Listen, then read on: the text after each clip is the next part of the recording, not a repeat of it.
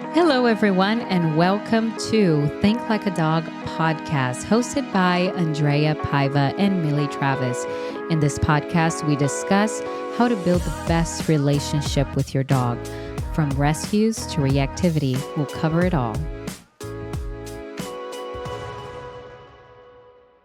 Hey, welcome back to Think Like a Dog podcast. And today we are on our episode 8, and we're going to talk about exercising your dog.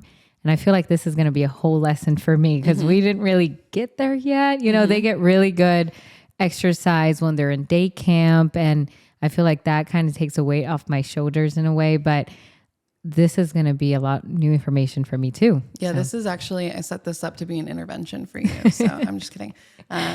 Okay, so exercising your dog. A lot of people know that obviously dogs are physical creatures. They need exercise. They need to go out on walks. Some breeds a lot more than others. Some breeds are bred for certain different types of exercise. Everyone knows they need to exercise. Nobody gets a dog without I'm going to have to walk it. The problem is, what I run into a lot is the way that we exercise our dogs. And it's something I am extremely passionate about because it feeds into a lot of the problems that I see on a day-to-day basis in sessions. So whenever I ask people, okay, well, how much do you exercise your dog? I normally get we walk them every day, normally for 20, 30 minutes. Sometimes we walk them for twice a day, but sometimes I'll get things like we go on an hour and a half long walk every single day, or we cannot deal with that dog if we don't do that. Okay. Yeah. My follow-up question to both of those answers are, well, what does the walk look like? Right. And they will say it's awful most of the time, or they'll say it's okay. I mean, they pull a little bit, they walk a little bit ahead of me and they sniff around. And then I will follow that question up with, when you see a neighbor, do you go greet the neighbor? Does your dog greet the neighbor? Does your dog decide the direction that you're walking? Does your dog decide the speed? Does your dog decide when you stop? And normally people will say yes to all of those. Okay. And then I will follow that up with, and I'm going to ask you this question, Andreia. Let's use Max as an example. Is there any type of exercise, and maybe we do this before you started working with me, would there be any type of exercise that you offered Max that had zero excitement in it?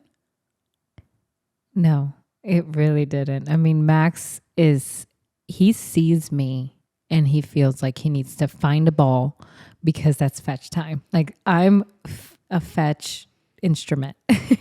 All I do, all I represent, all I was to that dog was, she is my fetch throwing, like she's my ball throwing human. Like, that's really, he literally saw me and he needed to find a ball. I'm getting you a shirt that says, I am Max's fetch instrument. Fetch instrument. But yes, I came out here to originally work with Bubbles, but if your top kind of complaint about Max when I said, let's bring Max out, was what? He was just very demanding. Like, he would bark at us all the time. And we were one of those people that felt like we needed to exercise him so much, like 3 times a day we would be playing fetch so we could just get him to be less excited and less demanding and not barking so much at us, because he would just, bark at me all the time. Yeah. I mean, your biggest thing that you guys both told me before, Ozzy just kept warning me over and over and over and over again, Max is hyper, Max is hyper, Max is hyper. I mean, I was expecting a crack addict when you guys pulled him out. I'm like, okay, he's a doodle. Yeah, he's going to be higher energy. But the amount that you guys warned me I was like, what are they bringing out? It's a doodle. But all of that to say is, your main complaint was the amount of excitement that Max produced, right? But every time we exercised him, it was with the most extreme excitement. Okay. Yeah. A lot of people look at exercise in dogs as a way to drain energy and in order to get a calm dog. My goal is I want a calm dog even if I haven't completely exhausted my dog. I don't want my dog to only be well behaved after they are absolutely burnt out. Okay. I want my dog to just wake up well behaved when they have energy or when they don't. the way that I look at exercising, and when people say I need to drain energy from my dog, that's a faucet you're not turning off. It's a dog. They are physical creatures. They are made to walk miles and miles and miles a day to find food, and then they have to hunt for that food. And then there's a hierarchy, there's structure around who eats first, and then they move again to find safety. They build their dens. They are physical animals. You are never going to exercise them enough so that they are well behaved forever.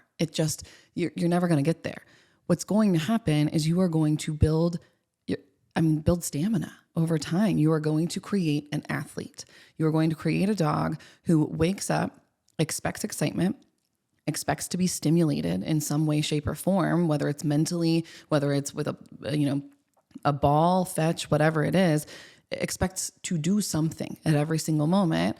And yes, they are going to get tired from that. Then they're going to take a nap. Then they're going to wake right back up expecting the same thing. It's never that they learn how to be calm. You just are going to be in this vicious cycle of exercise with excitement in order to get less excitement. But when you practice any pattern, you get very good at it. And we talked about this, I think 2 episodes ago, of kind of the scale, right?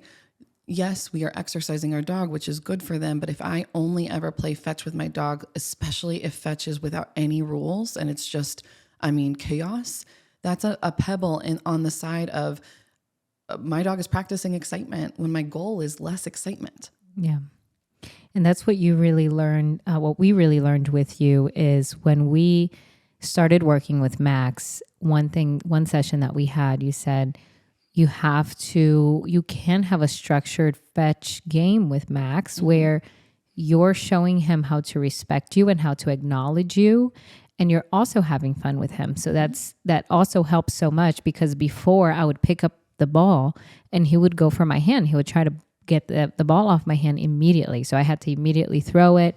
He would bark at me if I didn't throw fast enough, So and now we've gotten to the point where I pick up the ball, I get eye contact. That's the main thing. You're like, get eye contact, get him to calm down, then you throw the ball.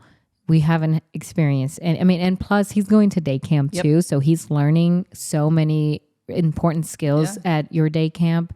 But now we've gotten to the point where we are having like really healthy fetch games where he's acknowledging me. He knows when it's time to end it. We end it on a good note. He follows me inside. It's calmer now. It's not so hectic like before. Yeah. Let's talk about productive play. We can go back and circle back to what does exercise without excitement look like, and what are my options for that, and why should I do it? I think we kind of already covered why, but on the other side, there is, well, what if I want to play with my dog? That's crazy. I would have no clients if I said you can never play with your dog. There can never be excitement. It's how we do it. Yeah. So, my dog Kemper is very much ball driven. He has a lot of prey drive in him. It's not that I never play fetch with him. It's that I want to make sure that when he is at that intensity level, I am teaching him things about, there's structure around it, that if he's at a high intensity level, I can still control it, because that can be used for, let's say, a squirrel runs across the street and I'm working with him off leash or drop lead or whatever. If I can call him off, which I can most days if we're having a good day, if I can call him off of after I throw a ball and he goes to get it and I can call him back to me mid-run towards it, I can call him back before he gets in the street. There's like very practical reasons why you should have structure to that play. And there really shouldn't ever be a time where it's just chaos. There's just no rules. So no matter if I am playing fetch with Kemper, which fetch is in our backyard, he has to be by my side first. I tell him, wait, throw the ball. He has to look up at me while staying by my side after the ball is already thrown. And then I tell him, okay, and he can go get it. So then he has to go and use his nose to find the ball, not just kind of using eyes and ears. And it's a lot harder for him. Most of the time, by the 4th throw, he's exhausted, because most of that time is spent searching with his nose in my backyard of where did this ball go? So I'm really working him mentally on top of making sure that I am really practicing impulse control for him. When I play tug with him, it's the same thing. He loves tug. So I'll bring out his tug toy, and the first thing that I will do is I will walk around the house with it just by my side. Just because it's out, I'm not an instrument. I'm not his fetch instrument. Just because I'm holding it doesn't mean anything. I have to invite you to do this with me. So I'll walk around the house, and then I will say, okay, he can go and grab it. And then I will practice. Sometimes he has to drop it. Sometimes I let him win, and then it's a whole big fun thing. But there are still very big, huge no-nos. So if I ever feel teeth on me, whether it's an accident or not, I plan on having children one day. There can't be accidents. Whether he accidentally grabs my hand instead of the tug toy, I interrupt. So the game stops. Not forever. It's just I pause, I move into him. He gives me eye contact, and then I invite him again. But we're not going to just continue, right? He's also never allowed to jump. So if I feel paws on me or teeth on me, I interrupt. So it's not ever just this no rules, everything is at level 10 game. If it's at level 10, it's because I brought it there and I have say so over when I bring it back down. And I think the big thing too that I do with him for productive play is I decide when it's over. I'm not waiting to tire you out. I decide when it's over. So even if you still want to play, I'm going to put that tug toy down or that ball down on the ground, and I'm going to say, leave it, and we're done. And that should be enough. I shouldn't have to put it in a drawer. I shouldn't have to, I'm calling you out. I shouldn't have to hide it. I shouldn't have to put it on a top shelf. I should be able to just say, we are done now. That's it. So it's not that exercise cannot involve excitement. It's that most of the time, I'm clearly on a tangent. It's that most of the time when people invite exercise or invite excitement into their exercise, there's no rules. And it's just chaos. Yeah.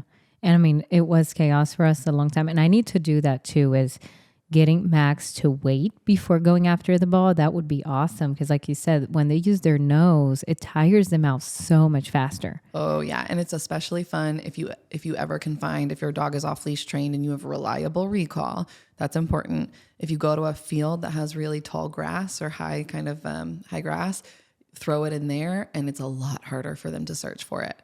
But most of the time, if your dog is crazy ball driven, they can find it. Yeah. Max would definitely find it. He loves that ball. Oh my God. And one thing that you told us too is when you're holding the toy, the ball, whatever thing that you play with, you have to hold it down by your side. Because I used to hold it all the way up above my head so he wouldn't get it. And immediately he would be jumping on me, and it would be like, I have to make it to point A to point B. Would be a long, really hard thing to do because he would really try to get it off my hand. So when we started to hold it down at a neutral level and just, walk with it, not really change our pace, just walk back, he gets it. He's like, all right, game over, time to go inside.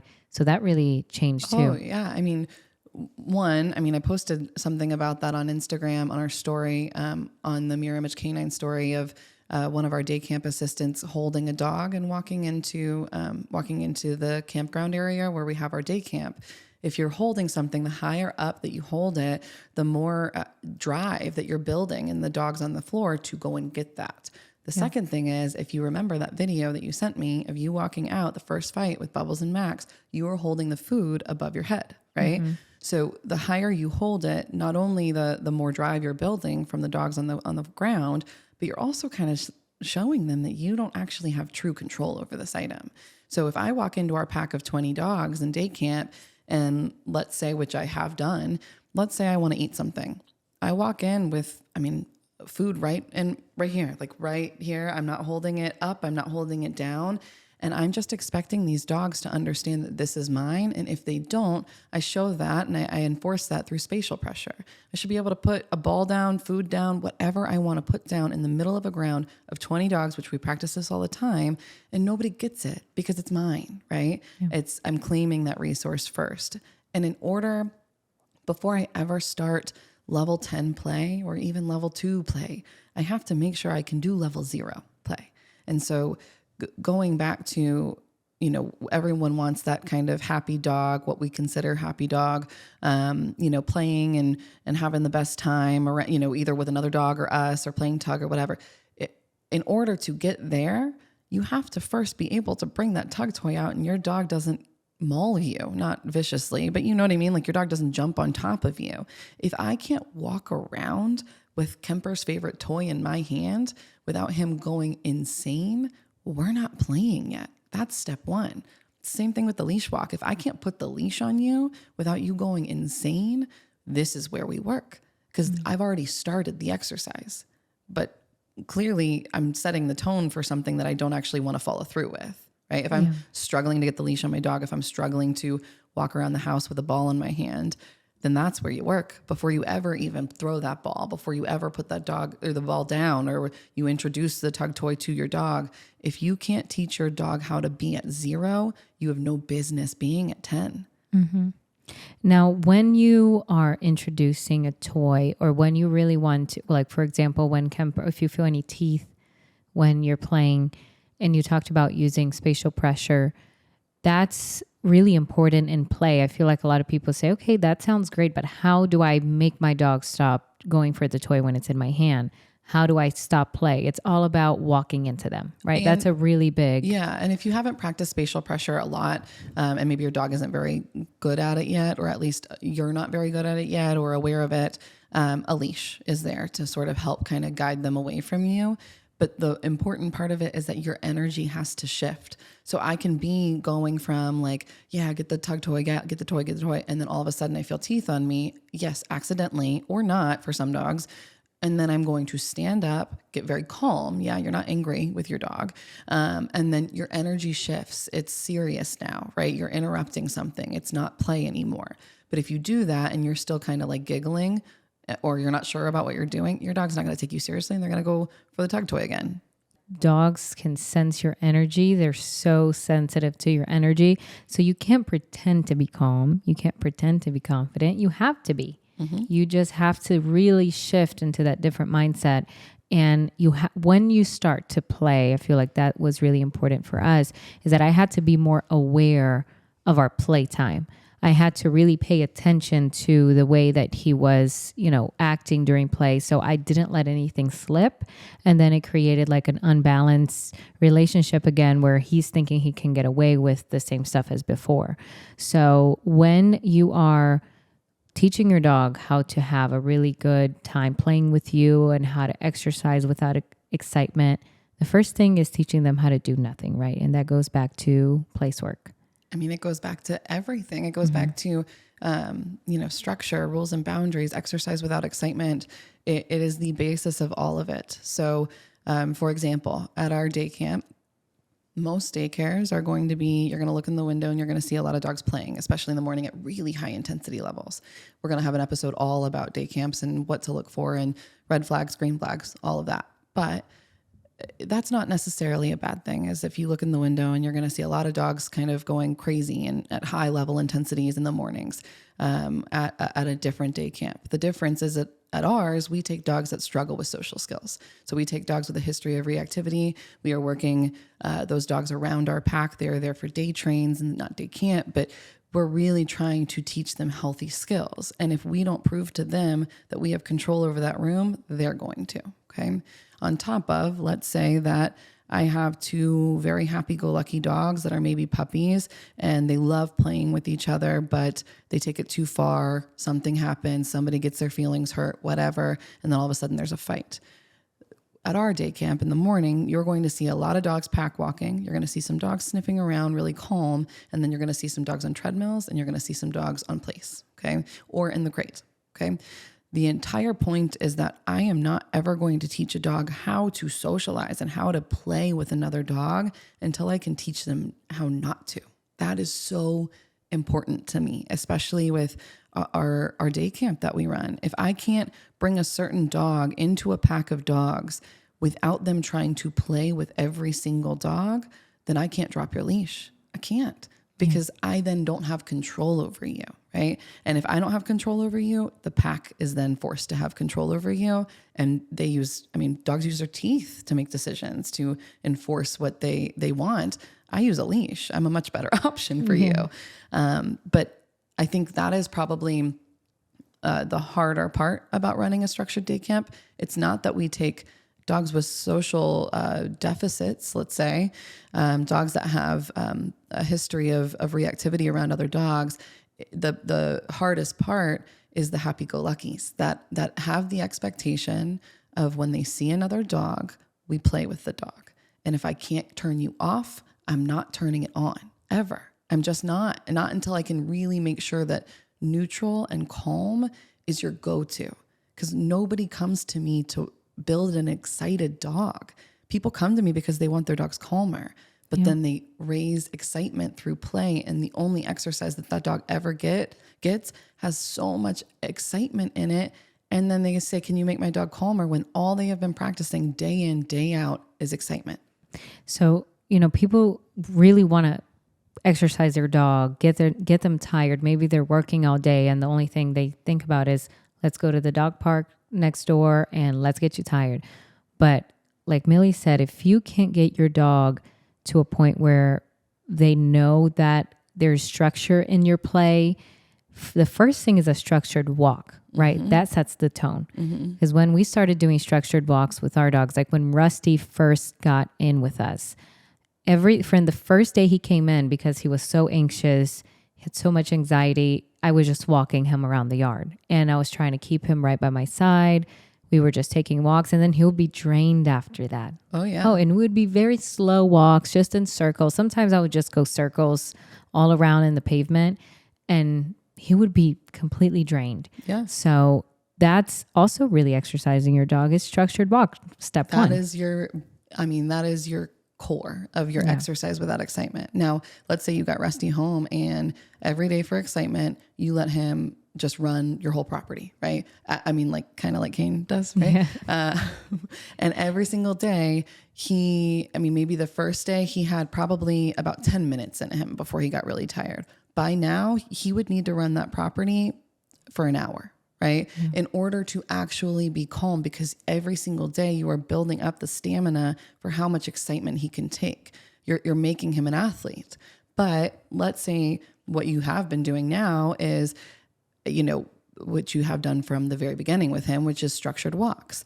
And I told you this the last time. When he came into day camp for his second day, the association was calm. And he had only ever been on structured walks. Like the association was, when I am out of my crate, even when I'm around dogs, which I'm still not very sure about, the expectation is look to the human and my goal is neutral, right? My human wants me neutral. Mm-hmm.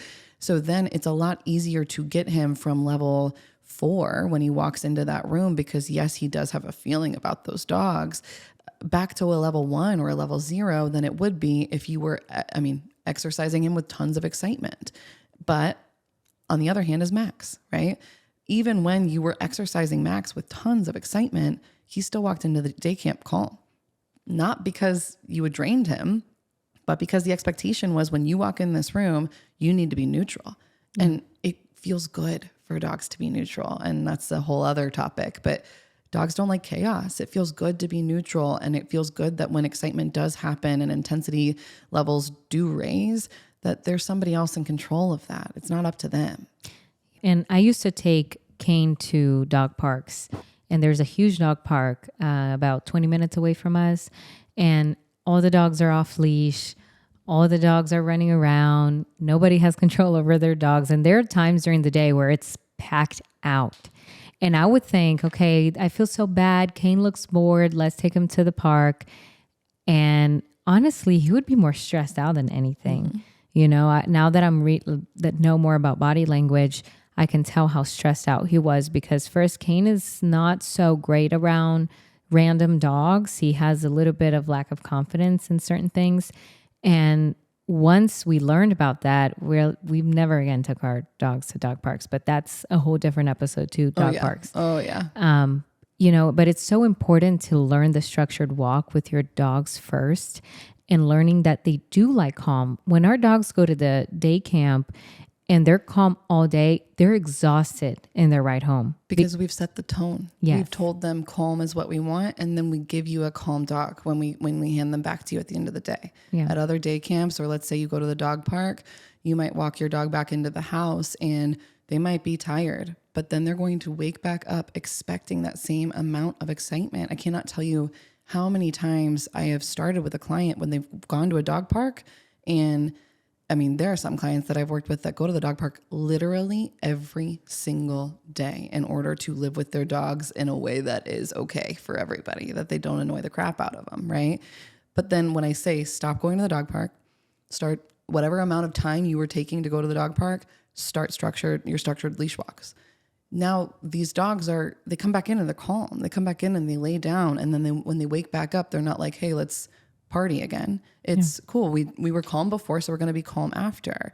It's truly, what are you practicing every single day? And then also, what are the associations that you might not think about that you're building, but you really are?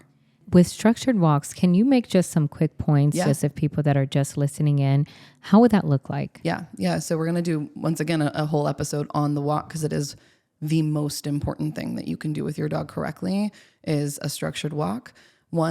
The first point that I would say is you're simulating migration. So when dogs migrate together, there is no excitement. It's not the only intensity level that happens is really when they're hunting together. So when we're just moving together, it's not like this most exciting thing in the world. And when we're moving together, there is somebody who is controlling the speed, the direction that you're going, and the distractions that you are paying attention to. So that somebody is obviously the leader, okay? Practically and technically, obviously the human is the leader, but practically that means your dog needs to be walking next to you or behind you. That leash needs to be loose. And we talked about in the tools episode of what pressure on and pressure off means. When you are walking, I would practice more walking past distractions. So it doesn't mean that your dog can't just like sniff around, but it means that it has to be your idea when you decide that. Your dog can't pull you over here to go smell something. Let's say your dog really wants to go smell that thing. My advice is walk past that thing until your dog doesn't pull you anymore, and then invite them to go and smell it. It needs to be something where the whole time you're looking for calm. You're not looking to drain energy. You're looking to practice more of what you already want. When you introduce the structured walk to your dog, the sleep lead is what we usually use, and we talked about on the episode. Now, one thing, just to go a little bit more into it, you said when they're trying to sniff something, you choose that time. Mm-hmm. So when you're taking them out to go potty, anything. So you're just going to start that by walking first, and then you decide when that time comes for them to go sniff around and do that. Most of the time I will try to get my dogs to go to the bathroom before I even start my walk. So then that way I don't have to like, oh, do you have to go to the bathroom? And then I'm tricked into, no, they just wanted to smell this thing. But probably within an hour walk, I'd say maybe 4 or 5 stops where I allow my dog to smell something, but sometimes zero. Sometimes we are moving together and I need him focused on me. And the reason that I do that so much is because I want to be able to take him downtown on Halloween with a bunch of kids and trick-or-treaters and have it be so familiar to just calmly follow no matter what we're walking through. It doesn't matter if it's 13 purple elephants, Halloween with kids running around, or nothing at all. Yeah. I want it just to be so normal that he follows my lead and that I expect him to be calm by my side. And you'd be surprised how fast these walks tire your dog out, because you're asking them to do something that they're usually not doing, which is staying calm and next to you and paying attention to you and follow your lead. And they're expected to walk next to you. So that requires a lot from a dog to really control those emotions and able to at first. But then when it stops requiring so much, it starts becoming default anyway. Yeah. So it's not something that your goal is to tire them out even. Yes, at first it will, because you're asking something very different. But as soon as it becomes normal, that's kind of the point, is that then they just stay kind of calm throughout these situations. Yeah. So it's very important to start with that first. And then when you're happy with the way you guys are walking together, then move into a different place. And I can tell you that I'm so proud of my dogs when I take them out now of the house and we have to, I get them on the lead and we're going to the vet, we're going out to get food, whatever. They're so good. They understand that when the slip lead is on them and we're walking, they're next to me. They understand that. And last time I took Bubbles to the vet, we walk in, he's totally calm next to me. I get them on the scale. He sits right on the scale, waits for me to tell him, come out. He goes. It was the easiest thing. And everybody the whole time is complimenting Bubbles. He's so good. He's our easiest dog today. And as soon as we walk out of the room, there are dogs just running towards him. There's just these two out of control dogs. And the owner has them on a retractable leash. The dog lunges to Bubbles, and I just hold him right here next to me, give him a little pressure. He's sitting right next to me. He does not move. Because we've practiced. We practice. Over and over and over again. Yeah. We would have never gotten that if all we ever did was play fetch with that dog. I mean, not that he would fetch, but if all we ever did was play tug with him, or if all we ever did was excitement-based exercises, he would have never known that calm was the expectation there. But people ask their dogs to be calm when they've never practiced calm. Yeah. Because then let's say we want our dogs to be calm, and it's very clear that our dog actually does not want to be calm, and our dog wants to party. The problem is that people don't enforce it then, because then they feel bad. But the reason that the dog doesn't want to be calm is because you've taught them they didn't have to be, that wasn't the expectation in that situation. So in order to get calm, you have to practice calm. You have to teach calm, and it's not easy at first. I mean, we did a pack place exercise yesterday at day camp. So we had probably 15 dogs all on their own little place boards, and it was rough. I mean, it took probably 55 minutes for everybody to just calm down.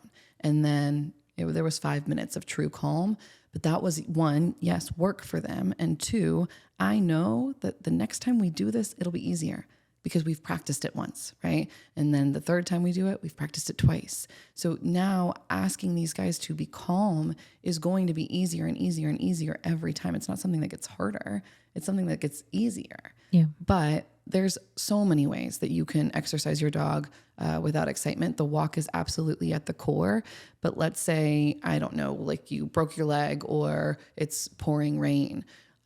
We use the treadmill a lot for our dogs. So we use dog pacer treadmills, but we do not use them on high intensity levels. We don't go the higher intensity the dog is, the slower we ask them to walk.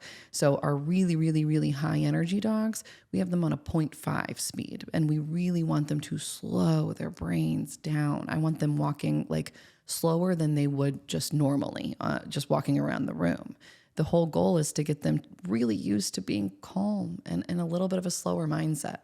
The most precious thing that you can teach your dog is how to be at a really calm level, and how to not have to worry about what's going on around them, because you're making those decisions for them. Yep.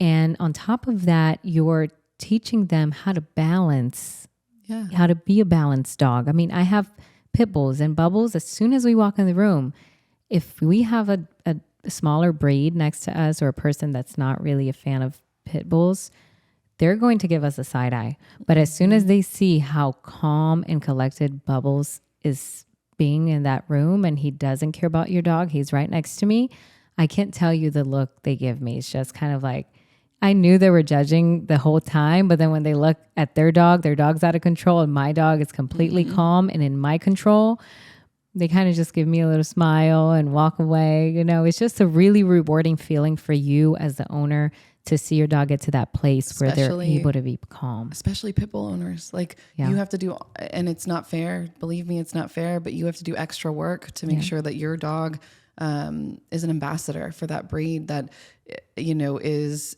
misrepresented a lot or generalized a lot. Yeah. So you have to do extra work with your dog, because you already have the cards against you. I mean, it's already against you. So on top of, yes, your dog enjoys feeling neutral. Your dog enjoys having information provided to them, and to know that they don't have to make decisions. Those are reasons why you should practice calm, why you should be able to exercise your dog with distractions around you, and still ask your dog to have a neutral mindset. And even, let's say you don't believe me. Let's say you don't believe that dogs enjoy being neutral. But if you want to have excitement ever in your life in a safe way with your dog, you have to have neutral first. The other day, I let Kemper out of the car. Jillian had 3 dogs with her at the front door. I had Kemper, and he saw the dogs. He kind of started walking towards them, recognized the dog, started moving a little bit faster. And I said, Kemper, come. He came right around. I mean, turned literally right around to come back to me. That would have never happened if I had not practiced. Hey, when I say you can go get a ball, I also expect you to come back if I change my mind. If you're playing, I want to be able to call you off of of playing with your best friend. I also want you to be able to stay on place and watch me play and tug with your friend.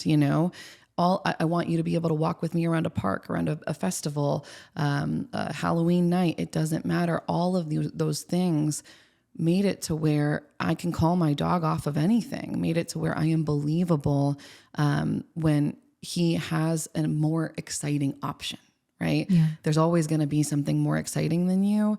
So if you don't teach your dog how to be calm and how teach yourself how to enforce that, you're going to lose. You're going to lose. You're never going to be the most exciting thing to your dog.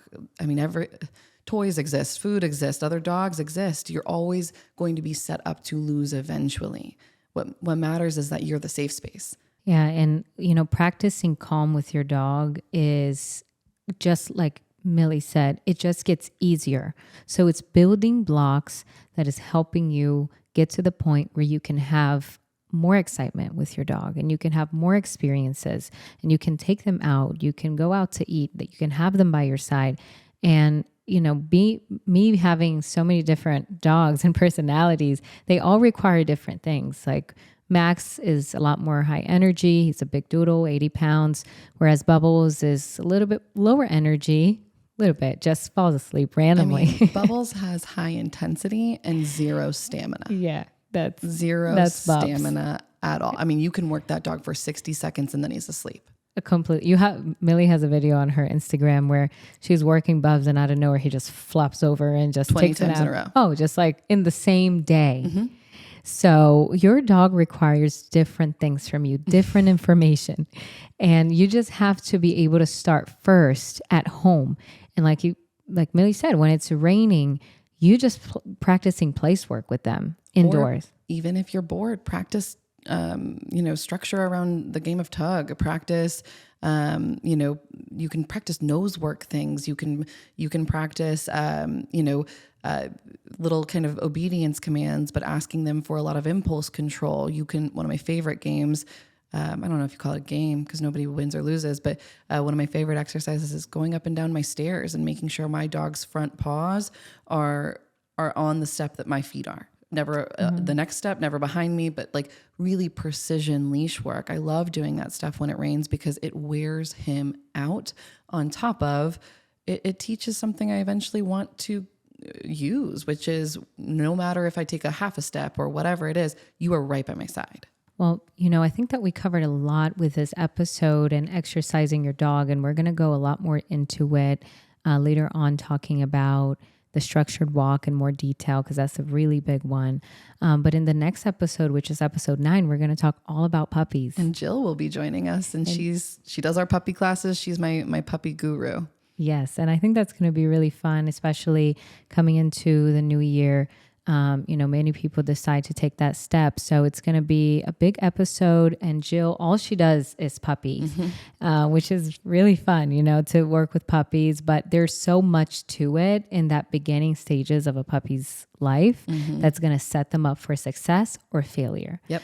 And so we're going to have Jill on next time. And we're excited to talk to her. It's going to be a good one. Yeah. So thank you so much for joining us today. And don't forget, practice makes progress. All right. Until next time. Make sure to follow us on Instagram at Think Like a Dog Podcast and follow at Mirror Image Canine for training tips. If you have any questions, please reach out to us via email at info@thinklikeadogpodcast.com.